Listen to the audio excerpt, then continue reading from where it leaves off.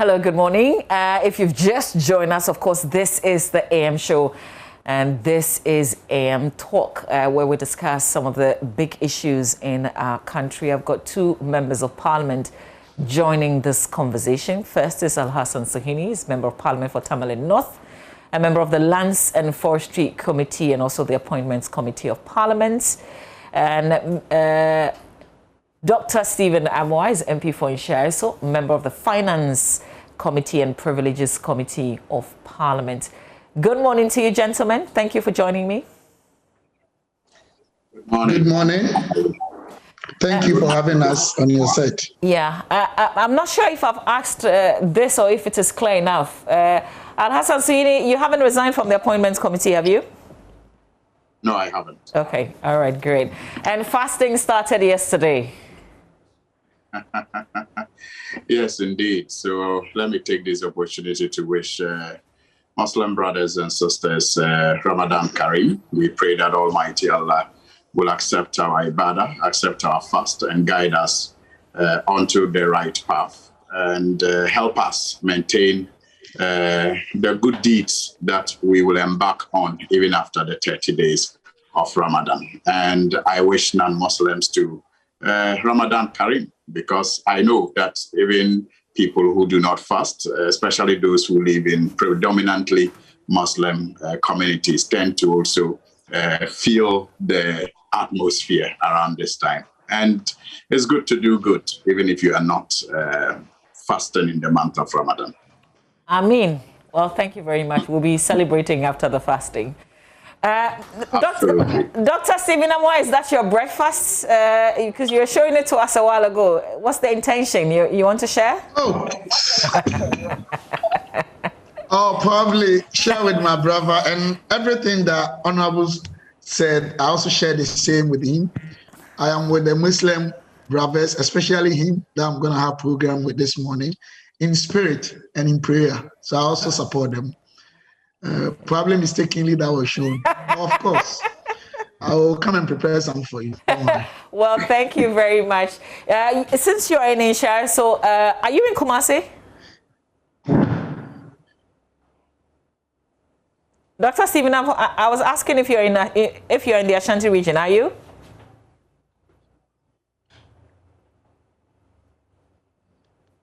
It keeps on breaking. Okay. I think there is some sort of distractive interference. I don't know whether it's from my end or your end. Can you hear me now? Can you hear me at least? I think it's better. Okay, great. I was asking if you're in the Ashanti region. Are you in your constituency? Yeah, I'm in the Ashanti region, precisely in Nshaiso constituency. Okay, great. Because I want to start with the power situation. So what's been your experience since you went back into the constituency with the power cuts in Kumasi? Thank you very much. My regards to our viewers this very morning. Probably those who live with me in my community will, attest to what I'm saying. Yes, I've heard a lot of people complaining. Parts of my constituency, TUC area, Fanchembra area, Atasimaso area, they experience. But if you come to the Aban New side where I live, and then Apraman area, I think we are not. We are very fortunate. So, and I've been listening to what goes on, especially on Love FM, your subsidiary in Kumasi, and a lot of people are also complaining. So it's like the situation in Ashanti region is the same, is what's happening. But my area, coincidentally, I'm getting power. Okay. Sorry. But what's been the general explanation? Do you understand what's going on with the power cuts? I think the key stakeholders who are supposed to give explanation as individual have not really understood them. Yesterday, I just had this piece of information that there seemed to be misunderstanding or conflict in terms of intersection of activities between GridCo and I think electricity. But I think the problem, in my opinion, is more of strategic management issues. From me, I'm analyzing from that point. because everything that they are talking about comes under management. Because there is a value chain. The Ghana power industry has a value chain. And of course, we have the fuel supply to the thermal, or for the thermal, which of course induces generation. And then from generation, they have the transmission and distribution. And each of these key segments of the value chain has also some sort of KPIs, I mean key performance indicators. Connecting them is what we also describe as critical activity path. All these processes and all these functional points have to be properly and well managed. So it could be probably infrastructural issues, because each of the segments requires infrastructure, requires technical know-how, those who are in charge, so it requires properly well-defined responsibility framework for the individuals and the functional departments, how they are efficient and how they are equipped and how they are effective. So each of them has to be properly and critically analyzed and appraised and managed, so that if it's resources we need, if it is functional lapses in terms of individual capacity, in terms of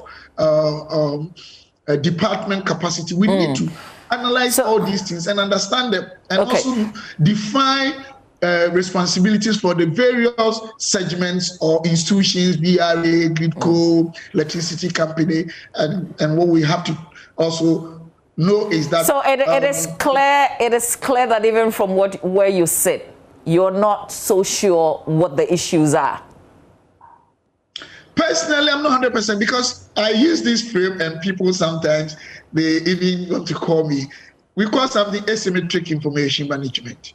And it is a situation, or it is where critical pieces of key or, important pieces of information we don't have probably access to as external stakeholders, even within the entire value chain. I'm not sure every individual really has all the pieces of information. So I think first we need clarity of what is happening, the causes. So as a country, once we've been able to identify and well understand that, we can contribute. But I think no matter what it is, it boils down to the fact that in strategic management viewpoint, as somebody probably have experience in that field, I can say that we need to go back to the drawing board, understand all the segments of the value chain, understand the critical activity path, understand the key performance and the key performance indicators, and make sure that each of them is properly and effectively positioned. All right, let me go to your colleague. Restore this whole issue. Let me get thoughts from Alhassan Suini, and I'll start with the experience whilst you're in Tamale with the power situation. Well, generally, I think it's been very erratic. When I was there, I am back in Accra, though. I returned about 2 days ago. But when I was there, it was quite erratic. Unfortunately, in Accra, it hasn't been different. In fact, last night in my neighborhood, I experienced personally the light going off about 4 times before the break. And you can imagine the inconvenience that causes to families, especially Muslim communities that have to sleep less around this time, manage their sleep appropriately, because at night there's a need to worship, and there's also the need to have the dawn meal. So I really, really worry for people in especially the Muslim communities having to fast around this time with the unstable power supply. So Tamale was not different from what has been experienced across the country, and I think it is quite disturbing. But I wanted to before we jump into it, and I'll give you the opportunity to have a first say. I just wanted to bring the issue of GridCo and Bui here. And the latest is the fact that the Bui Power Authority CEO says that the GridCo may have misled the energy minister. I want us to take a listen to Mr. Mark Ba, Director of System Operation at GridCo, who said a few things to us and the Minister of Energy as well. In particular, has some weaknesses and bottlenecks, which we are trying to address but have not finished yet. So we have had intermittent outages, sometimes transmission lines tripping off from the southwestern part of the country, affecting the entire system, particularly Kumasi. And this culminated, you remember, on March 7th, when the entire system collapsed as a result of cascaded drifts which emanated from the western region. Beyond this,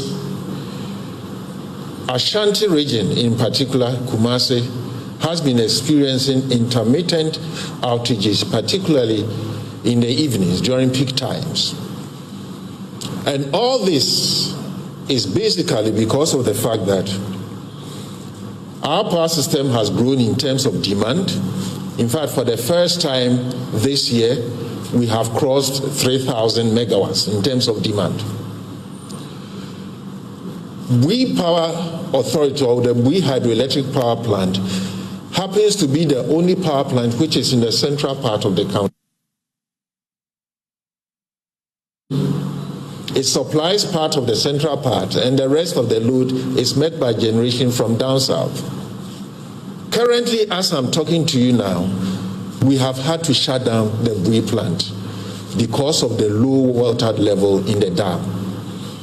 In view of this, every power that the country requires, wherever, up to Bolgatangawa, everything has to come from the coast, from down south, upwards towards the north.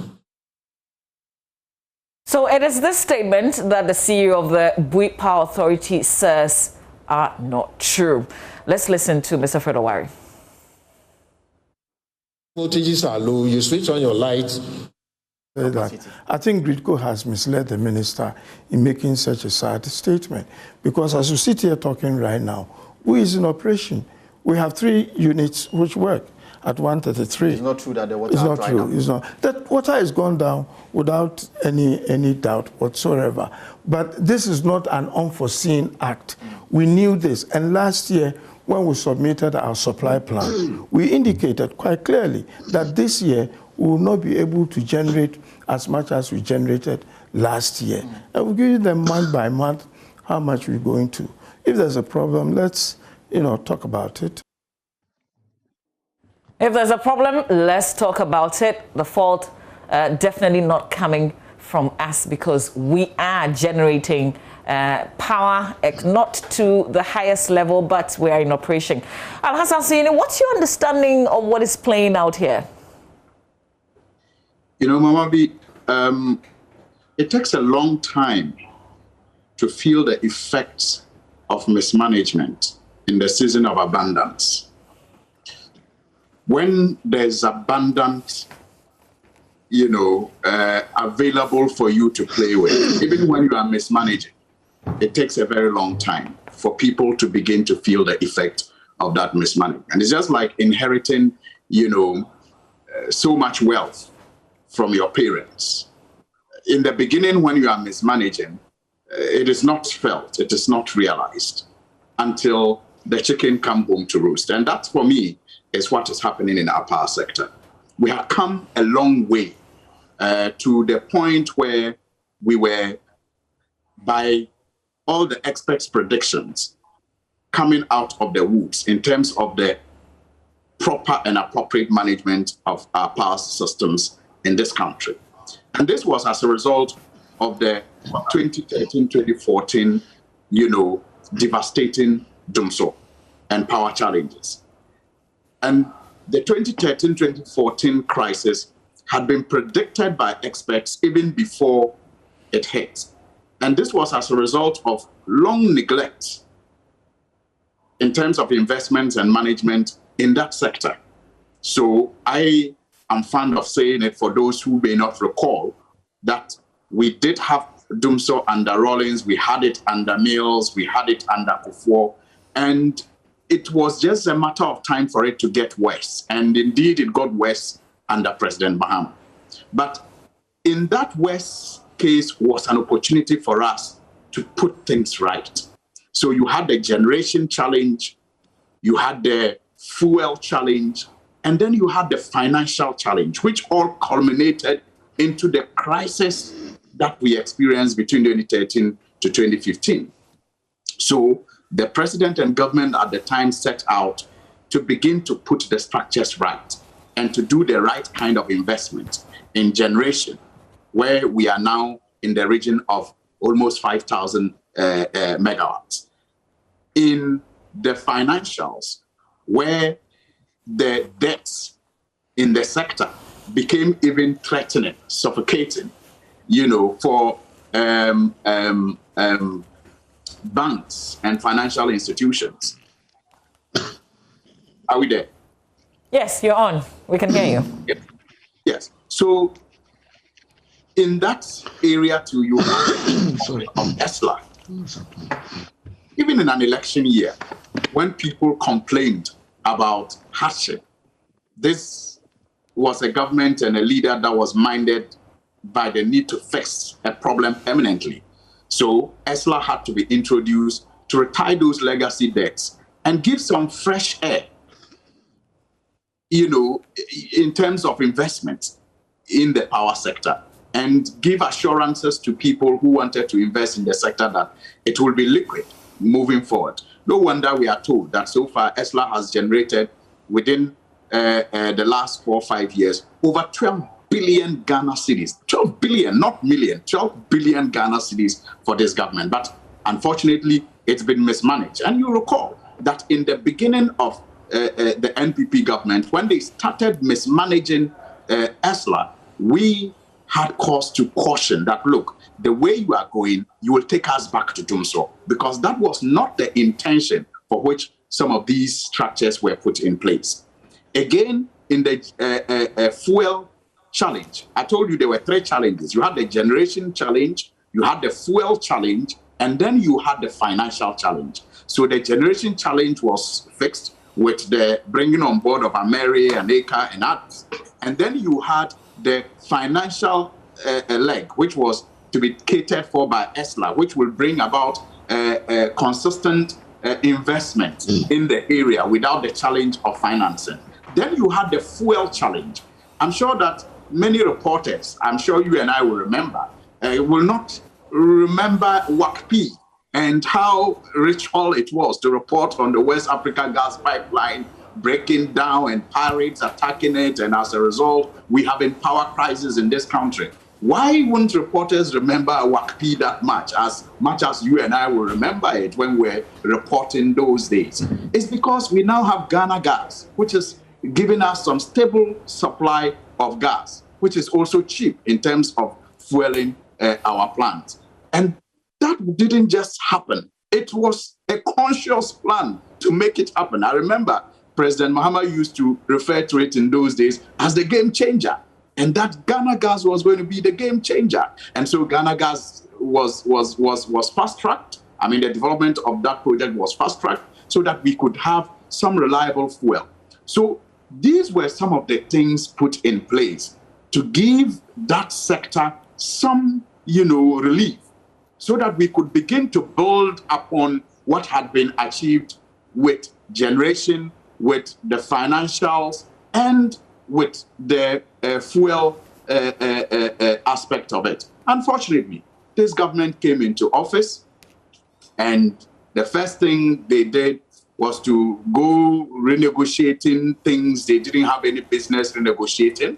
And I speak of facts because the Ameri deal, for example, led to them sacking their own minister, who was in charge of power. So it just tells you that they doubled in things that they had no business doubling in. Brought in PDS fraudulently. They claim it to be fraudulent. I am not saying that. The minister at the time, Ameu, described it as fraudulent, and messed up the sector. They misapplied the proceeds that were coming from ESLA. But when we spoke of that, mismanagement at the time, because they were doing so in the midst of abundance, people did not feel the effect. And that is why, for me, I say that what is happening is just the chicken coming home to roost. The warnings were on the wall. We in the minority, spoke to some of these, warnings, but it was dismissed as politics. And so it's not pleasant, but it's vindication. And maybe it is time the government, admits that they did not understand the sector when they inherited it.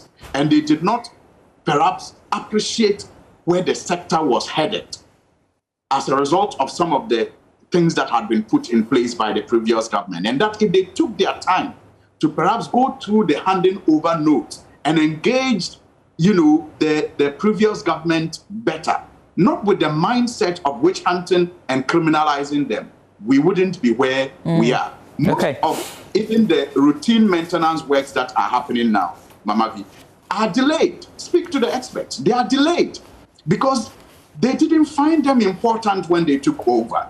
They had some schedules that they had to follow, but they thought it was needless because, again, they were operating in the midst of abundance that had been handed over to them. So they didn't appreciate the dangers ahead. And so they delayed some of these, routine maintenance programs that they had inherited.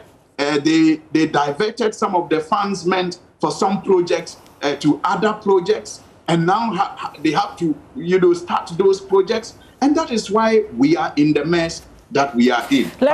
They can only help us come out of it when they admit that they misunderstood things and perhaps bring everybody around the table to discuss these issues dispassionately. And then maybe the old route can then be used for us to come out of these routes. Let me go to Dr. Stephen Amoah. Dr. Stephen Amoah, GridCo is not spelling out its challenges clearly enough, for those who can advocate even for it to be resolved. So we're not sure exactly where we are, but when you listen to the systems director of GridCo and you hear the response from the BUI CEO, what conclusions do you arrive at? Thank you. But just before then, I think my brother on the other side has actually introduced politics into this discussion, and I think it would be fair for me to also touch on these areas. Interestingly, if we want to do politics, then we have still not actually broken the 4-5-year record of power outages under the NDC. And this erroneous impression that they are just always put into the public domain, which is palpable false, has to be corrected.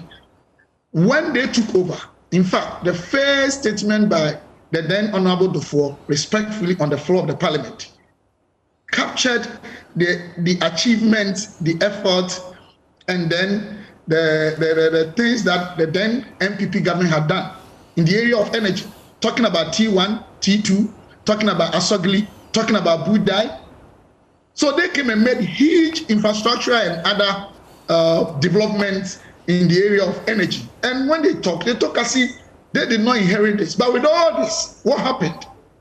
They plunged this whole country into doing so for almost 4 or 5 years. They left us take or pay policy. You remember that we had to pay for even generations that we were not supposed to use, and was costing Ghana a lot. And they said, oh, why won't you even export them? But the cost of it could not even be actually patronized, even within the sub-region. So if we're talking about those who actually caused mismanagement of the energy sector, which has led to this, then the remote cause, we need to hold them responsible. You remember that just before they left power, most of the state institutions were owing electricity company. We have to pay all this. So I don't want us to go into, because if you are doing comparative analysis, if you are doing trend analysis, in terms of the performance of the energy sector in Ghana, they are the major causes or cause of all the problems we are having today.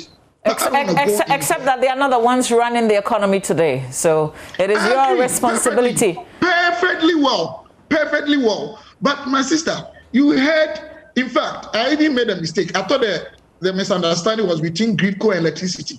But at least upon hearing, subsequent presentations and submission, I heard it was between rather Bui Dam and then the GridCo. And you realize that the Bui Dam authority said that the water level had gone down. In fact, when we were kids, because the hydro aspect, it's Akosombo, Pong, and Bui Dam. when we're kids, this ritual consequences or ramifications, we're experiencing them. That almost every year they will say that, oh, Akosombo, the water level is down. We have to shut one of the turbines, and because of that, we're having power outages. We were having all these. But we understand that's not the cause of what we are experiencing today. In fact, we have enough generation. We just don't have the infrastructure to carry it. We don't have the grid to carry it. But then you should have asked the expert. They said it right now. I'm quoting them. They said that the Bui Dam handles the central part of our country. If I heard them right. But the water level. Mm-hmm. Can you also allow me? No. I want to allow you, but I also wanted to clarify. See, that's the statement that the Bui CEO says is untrue. They are in operation. They are not at their highest level, but they haven't shut down. But you hear the CEO. Mm-hmm. The CEO. So there was even a conflicting statement between the CEO and the board chair. If we all heard, unless I didn't hear, because Martin keeps on cutting. You know, it's giving up sinusoidal performance. Probably is the network. But what I'm trying to say is that at least they have been able to provide one of the causes of what we are experiencing right now. The concentration is in the central part of Ghana, including Ashanti region. And they are saying that it is a Bui Dam that takes care of central part of Ghana, and the water levels are down. And I'm saying that, I'm not saying we should accept it, but what I'm saying is that ritually, when we're even kids, this was the same problem we're having with Akosombo Dam. So it looks as if people are rather misinterpreting the whole problem in terms of inbound and outbound of the value chain. But I don't want to do politics with it, no matter what it is. Ghanaians want power. And as I agree with you, we should be able to solve the problem, analyze each of the segments of the value chain, and understand the problems and the causes. If it is infrastructural lapses, what can we do? Can we do it in a short term, medium term, long term? What information are we supposed to pass on to stakeholder institutions, particularly the industries? Because the users are basically domestic, talking about the commercial entities, and also probably we export some of them if that is true. We need to make sure that we provide the needed information for Ghanaians to understand when are we solving this problem. But for my brother to talk about, in fact, I'm even surprised that he's saying that we mismanage the resources from ESLA. We have Parliamentary Select Committee that handles energy sector, and they pass them and approve them, including NDC MPs. Did they raise these issues? If we have auditors' report that can confirm these things, why did they pass them? Why did they approve? So my brother on the other side should avoid introducing politics, because they are the worst offenders. And let us tackle this thing holistically as a country and know that Ghana, I mean, once a while these problems come up. What can we do to provide everlasting solution to these problems, so that as a country we can keep on expanding our industries, creating jobs, I mean, having our livelihood properly lived and all these things. But if you keep on trying to do politics and talk about mismanagement, they were not even paying the electricity companies, state institutions and the NDC, they were not paying. Now he's talking about mismanagement. They plunged us into 4-year power outages. Now they are talking about mismanagement. The fact of the matter is that let us take away politics if he wants. But if he wants us to do politics, we can provide figures. No country on this earth will plunge, or no leader on this earth will plunge its country and the next generation to come and posterity into debt that we are not benefiting from. That whether you take or not, you have to pay a huge amount of money. It's costing us billions. Those amounts could have been used for whatever needs that we want today. I don't want to really go in there. Okay. I want us to understand the fact that it is a national problem we encounter today. We are in power. Yes, we have to resolve, as you said, my sister, I agree with you. But the fact of the matter is that we need to do more comprehensive analysis of the issue. Just identify the actual cause, the precise cause. We should do that with precision. Okay. And know who is not doing his work well. If indeed I want to introduce... Government should quickly... Sorry, I want to introduce a second leg to it because there's an ECG issue, just so we don't use all the time talking about this issue of Gridco and Bui.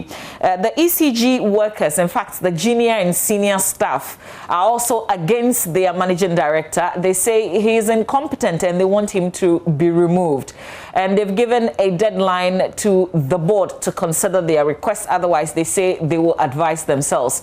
I don't know how much of this you know, if you appreciate the issues of the ECG workers and their managing director. My sister, if you can hear me, what they are saying actually confirms the analysis I'm making, that each segment we need to analyze, understand the critical activity perhaps, see the problems there, and see the active players, the stakeholders, those who are in charge of these critical activities, and then the key performance indicators, and see if they have, look, performance is simply the function of one ability.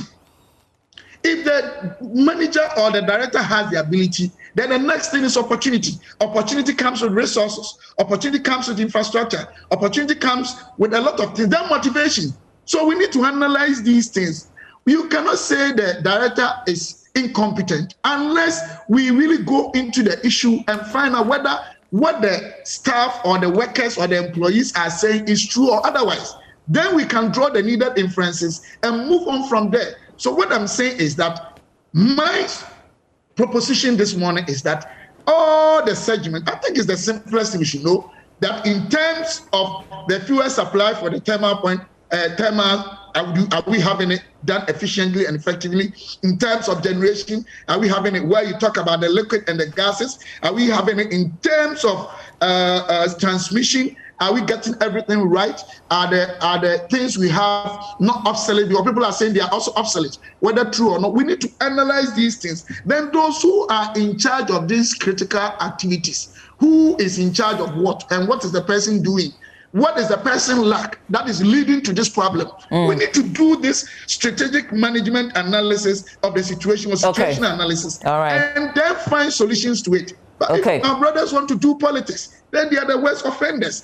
If indeed the electricity boss does not have the ability, which I cannot, confirm now or infer, we should go into it. If he has to be changed, he has to be changed. Probably he might also be doing something right that is really going contrary to the rituals and the culture of the organization that people are not happy with. We need to analyze all these things. And I'm sure as a country, we don't want to go into next 2 years, and it's like once a while Ghana is plunged into, power outages and total darkness, and all industries have to come to halt, and our productivity becomes a problem, and we cannot develop our economy sustainably. We need to make sure that we manage all these things, but we should avoid politics as much as possible. Other than that, we cannot have the solution. We'll have the whole thing with politics and the actual cause and the needed solutions and who is causing it and what is the problem we cannot solve. And that is what I'm saying to my brother this morning. All right, Alhassan Sini, let me give you the opportunity so you can also touch on the ECG workers. Mama V, my brother's suggestion on politics is laughable. Politicians are in charge of the systems, and they are required to make decisions to make the systems better or not. And so when you say take politics out of it, I get confused, because politics, in my view, is supposed to lead to decision making that improve systems and by extension improve ways of life. Mr. Fred Owari Adui is a politician. The ECG boss that the workers are up in arms against is a politician. Ajimambe is a politician. The president is a politician. The Minister of Energy is a politician. And it is those people who are collectively expected to make decisions that will improve the power sector and by extension, make life better. So if I am criticizing them and the decisions that they are making because I'm a politician, but my criticisms, have merit, how is that misplaced? How will that not lead us to finding solutions? Politics is about competition of ideas so that the best idea gets the day to be implemented. And so let's avoid that needless PR of always dismissing very germane issues on the altar of engaging in politics. And for the information of my brother, Mama V, maybe you can help us do this. Just for a moment, shut down Ghana Gas. Imagine that Ghana Gas is shut down. Just for a moment, imagine that Acre plant is shut down.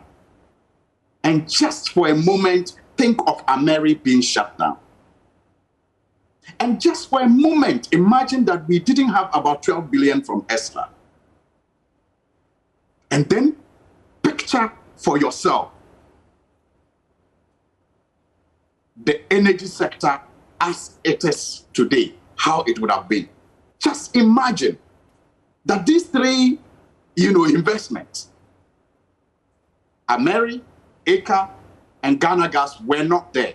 So when my brother tells you that the NDC is the problem, he is being very, very disingenuous. Can we move to the ECG directly? Can we move to the ECG issue directly? Sorry? I'm asking if we can move to the ECG because of time. Yes, we will, but these are very important issues I have to address. Otherwise, he misleads people who followed him. The NDC is the solution. And I'm telling you that if you shut down Ghana Gas, if you shut down Ameri and Acre today, and if you didn't have 12 billion from ESLA, the situation that you are going through today as a result of their mismanagement of what they inherited would have been worse. Points well made. So let them be humble. Let's talk about the ECG stuff and their MD. And the ECG stuff, I will be honest with you. I do not know what the issues are really on the ground. I heard the workers yesterday in the news. I have read some of their, the resolution accusations against the manager in terms of his capacity to even lead. He going not following the structures in doing things that he's. I mean, these are things that should be investigated. I agree, maybe on that score with my brother, that it is not always the case that the workers are right when they agitate. But it may also be the case because they live with that incompetence. And so who better to tell us when the institution that they earn their livelihood from is at risk as a result of mismanagement and incompetence? But let us also understand that in some cases, a leader may be leading certain reforms that make people uncomfortable, and that can lead to these agitations. So it is important that as we approach it, we do so with sober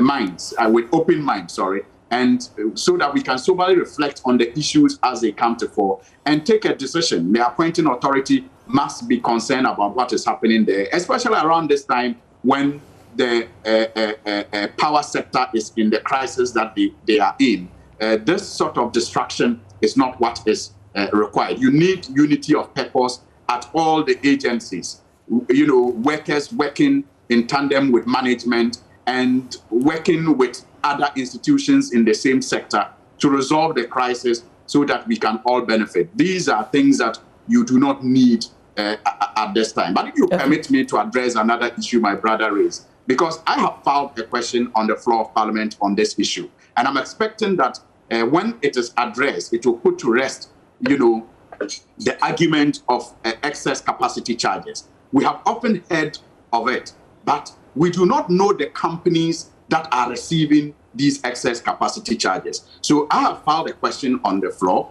to the finance minister to tell us how much this country has paid, in terms of excess capacity charges, and to which companies since 2017. Because it is important that we know the companies that are generating the so-called excess power that we are not using, yet we are paying for. It is important that we know the companies that are generating that and the companies that are being paid. Because you hear figures being bandied around, but we do not know the companies that are being paid these monies. And so I am hoping that this question will address the issue of excess capacity charges. Because you recall that in the negotiations, we're told that they were cancelling some of the agreements that we had with some of these IPPs. And when at the committee level, the energy committee level, they were asked how many had been cancelled so far. I think only about one, or even that was suspended and not really cancelled. So it is important that we address this issue of excess capacity charges. Okay. But again, do we know when a response will come? I do not know, but it was filed as an urgent question before Parliament rose. So I'm sure that when we resume, it will be one of the first to be addressed. But then, if you had a government that was coming into power, promising double-digit growth in GDP and promising a factory in every district, isn't it just ironic that they complain of excess power? If they were really growing this economy, in double digits, and if they were really putting up factories in every district, would we have had enough power for those things? Or even if they had the mindset to do that, would they be complaining about excess power? Would they be rather happy that there's excess power for them to, do some of the things that they said they were coming to do? But it just tells you. We need to close this conversation, this topic at least. But Dr. Stephen Amo, I think it's just fair that I give you about a minute if you want to make comments on this issue before we get into the second subject or the third one. Okay, thank you. Dr. Amo? Okay, Can you hear me? Yes, I can hear you now. Please go ahead. From the Energy Commission, this is an official body, very statutory in terms of respect and accepting information from them. They said that we produce about 5,085 in terms of megawatts or whatever. We use 2,700, and the 2,300 we don't use. And there has been a contractual agreement, take or pay. So I'm surprised my brother is saying these things when he knows the truth that this is a problem. He doesn't have to run away or say anything, which of course we all know in Parliament and outside Parliament and in Ghana, this is a situation going, unless he has enough information to disprove what the Energy Commission has said. Because as I'm talking, we are not. In any case, if we promise to do 1D, 1F, we have done a lot of them. If they had started, it would have finished. And the fact that we decided to do more industries doesn't mean we have to produce or generate electricity that we were not supposed to use and pay for. That is not best practice. That is not prudent management of state resources and prudent policies that are to be established and set by any leader or authority or government. What we are saying is that we accept the challenge as a government. Now Ghanaians need electricity. They need power. They want to have light. We are working on that. Our government, we are not sleeping. The energy minister, the president, everybody is involved now, even down to the lower staff. We are just making sure that we develop a strategy by ideas and evaluative techniques and make sure that we put to end this problem. But for him to talk about things that they did worse, things that they even initiated, things that they did not put in place, in any case, T1, T2, Asogli, and Buida, were they not also helping Ghana? They were not giving output in terms of economic revenue from all those things. We are doing those things. So you shouldn't talk as if they did. Of course, population growth demanded expanded infrastructure. They also did something about it. Okay. But they could not manage ours well, and they plunged Ghana into about 4 or 5 years. We have not even gotten there. That's what we want to say. I thank you, Dr. Amoah. Which of the jurisdictions? And that brings to an end this conversation related to power. Just before we wrap up, I thought that I would get some comments also on the fact that Dr. Safo is now advisor to the president's former senior minister is now advisor. I think there were people raising questions as to whether or not he'll be involved directly in this government. Does this news, Alhassan Suini, come to you as a surprise from senior minister, now advisor to the president? It's just musical chairs, man. It doesn't come to me as a surprise at all. I mean, it's just in line with what this government is good at, PR.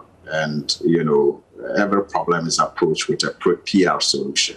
So there was concern about number of ministers appointed. And so instead of call them ministers, call them advisors. But still, let them play the same role that they were playing. I still have the same access to the same budget that they are allocated to, occupy the same offices, but still, be the drain that they were on the national coffers, but with a new name.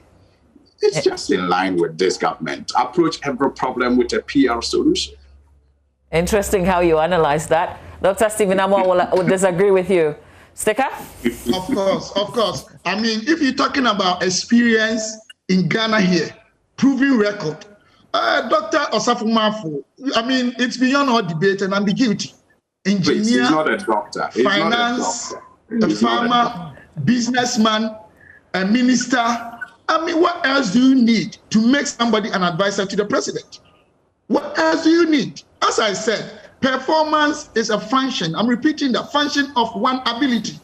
And in terms of ability, in terms of capability, in terms of experience, in terms of proven record, every Tom, Dick, and Harry in our country, I'm not saying he's perfect.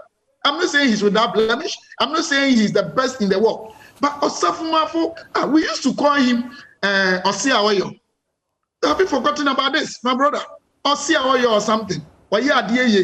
He is somebody that in our political history, in the management of the economy of Ghana, in terms of, I mean, the social aspect, in terms of the finance and the economy, in terms of education, in terms of agriculture, everything, he has, I mean, demonstrated in this country time and time again that he's somebody that even a lot of people were expecting that one day he would have been a president. So if he has still been appointed, it means the president has this nation at heart. And in terms of picking those with core competence and experiences, the president understands what he wants to do. Okay. I'm not saying that he's not a good material. And so he knows if he had been in NDC, probably they would have given him a bigger position than that. What position would they have given him, sir? Oh, Osafo Maafo, first of all, he's not a doctor. But one thing he's done for himself that I noticed when we were vetting him in the first, term of Nana Akufo-Addo was how diligently he has worked, at the various places that he has served. I remember even trying to use him as motivation for people who often will want to close early, rush out of the office and go and undertake courses, because it was pleasantly surprising to me that after his first degree, he actually did nothing, by way of education, but just focused on career development. And I think he's done very well for himself in that respect as a banker and then later as a politician. He's done very well for himself. But let us not also forget of some of the controversies. And for Ghana, he's done well for let Ghana. us not also forget some of the controversies that he has been engaged in. I mean, the Macmillan contract when he was the Minister of Education. Even this Woyomi thing, sometimes it strays back to his days, under President Kufuor as minister. Then you will also recall his recent, banter with Demolevo, which has eventually led to these are all perceptions. You cannot take perceptions and controversies. Not perceptions. I mean, these are very important issues when we are discussing this. These are reported issues that have not been resolved. And the Dumolevo issue exactly. is still very so you cannot. The Dumolevo no issue, court of competent jurisdiction has drawn any inferences legally on this. So you cannot call this. These are our perceptions. The troubles of Dumolevo started with Osafo Maafo. The troubles of the Auditor General that eventually had to be haunted, out of office started with Osafo Maafo. So it means Osafo Maafo was wrong? No. Let's not forget that. So I am just saying that it is no news that he is still in this government. I didn't expect him to be out of this government. Man of wisdom. Man of wisdom. All right, gentlemen, we have to wrap up. I thank you so much for your time. Alhassan Sini, Member of Parliament for Tamale North. Thank you so much for your time. He's Lands Forestry Committee Member of Parliament plus Appointment Committee.